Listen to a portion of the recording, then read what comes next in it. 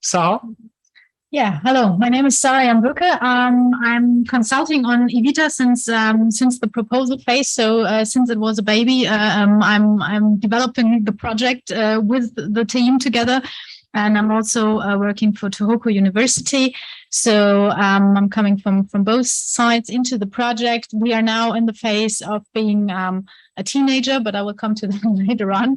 So e-VITA is the European Japan virtual coach for smart aging. Let me see if that is. No, it's working better than expected. Okay, so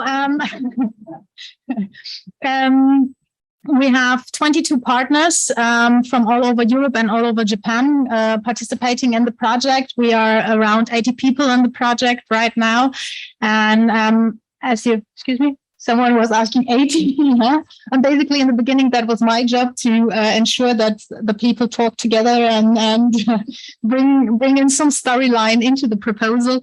Actually, we have a lot of competences, very diverse partners, as you can see. So we have people that have expertise in data engineering, in artificial intelligence, semantics, medicine, social science, sensor engineering, informatics, from the industry, from human-computer interaction, from social robotics, standardization, and policy consultants. And if I forgot something there, please help me. So you see, we have a really diverse team, and people from Europe are coming from France, Belgium, Italy, and Germany, and all over Japan. So it's a big crowd, and it's a big project. And I won't go into every detail because actually, especially not in the technology side, because I'm not the expert there. I can just cut it down to 2 or 3 sentences. But what I can do, if you have questions, I can connect you to all the people that are specialized in all those areas that are integrated in the project. I will jump directly into the objectives. So one main objective of e-VITA is to develop a set of standards and norms of interoperability, especially for this NLP and AI-based smart living technology, and especially for European and Japanese standards. And that's a big challenge there because we have different sets and different standards for data security and so on. And bringing those international standards together is a big challenge in e-VITA. And also develop the intercultural interactions and seamless integrations with all those AI and dialogue interactions that are supposed to work in the coaching system later on in e-VITA. The third objective was or is still that we tailor the active and healthy aging interventions for the domains of physical, cognitive, emotional, and social well-being of older adults, and give some kind of individual and personalized recommendations when interacting with a coach. The first objective was to test different ICT tools, and we come to that later. So we have different artifacts that we test in e-VITA for different living labs and later on in the proof of concept studies. And that's one objective as well, that we conduct a proof of concept study to assess later on the user acceptance in real life environments in different countries and different cultural backgrounds. And of course, to explore the feasibility of this new ecosystem that we are building there in e-VITA for the coaching domains, and also to build up opportunities for SMEs and NGOs in Europe and Japan. Okay. So the main impacts that we want to achieve in e-VITA is, of course, the already mentioned improved quality of life that I think many projects address in this context here today and tomorrow.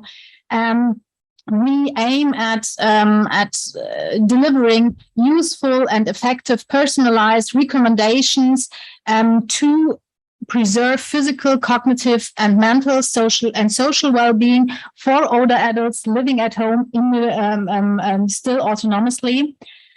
We will give evidence for the user-centered design and innovations, and we will deliver effective ways of human-computer interactions and will validate the user acceptance in the very end.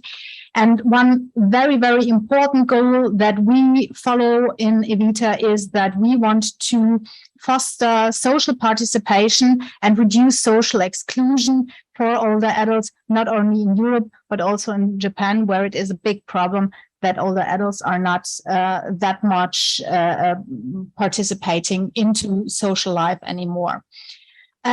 Of course, and that's why we try to use different artifacts, technological artifacts. We want to test which technological artifact as a coach is most non-obtrusive for bringing or delivering those different recommendations and interventions that we aim at, and we. Of course, as you saw from the first chart, we want to strengthen the international cooperation in research and innovation with this project. So we started with coming from the human-computer interaction with a very needs-based approach for the end user. So we looked into the psychology domains of basic psychology needs of autonomy, still feeling competent, feeling related, which is a very important part for social inclusion of older adults. Feeling secure by the sensors that are used in the system and in the interventions that we test, being stimulated to be active, to engage in social activities, the physicalness that comes from training, and of course, and also to follow meaningful activities in older life. And we will see that when we see the artifacts, that we also work with spiritual technological artifacts that we test in the system. And now we come to those charts that become more and more messy, and you will see when looking later on in the technical architecture that the project is huge, and we have a lot of different details that are not that easy to understand. I try to cut it down into 1 or 2 sentences and to stay in time. Thank you. So actually, what we have in e-VITA is we can see that we have the older person. The older person is communicating with a virtual coach. The virtual coach is communicating with all the data and the coaching content that we have.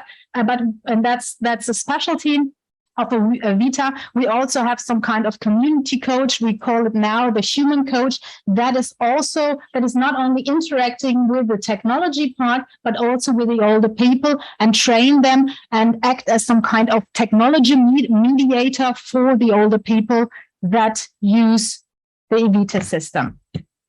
So, starting that's a chart from the very beginning of the project, but it's still really valid. So that's why I use it, and it shows a bit more again the complexity of the project. So when starting, what you see on top are the need-based approach that we chose.